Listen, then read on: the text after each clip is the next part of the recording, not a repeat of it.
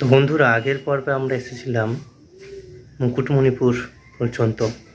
আজকে মুকুটমণিপুর থেকে বেলপাহাড়ি কীভাবে গেলাম, বেলপাহাড়ির যে প্রাকৃতিক সৌন্দর্য, বেলপাহাড়ির প্রথম দিন, সেইগুলো দেখা যাক।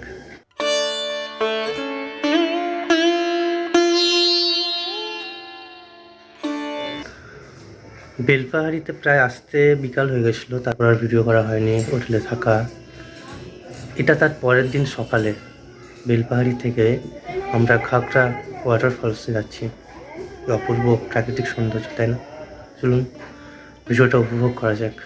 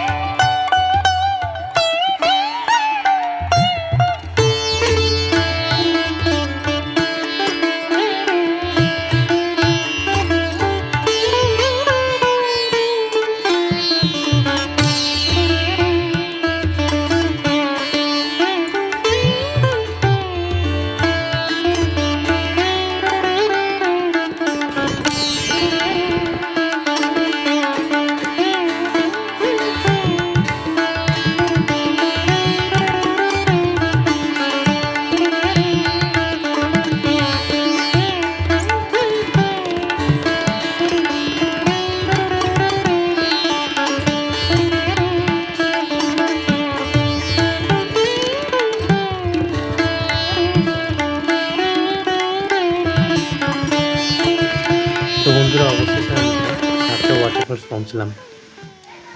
এর যে অপরূপ প্রাকৃতিক সৌন্দর্য, সেটা এর পরের ভিডিওতে আসছে।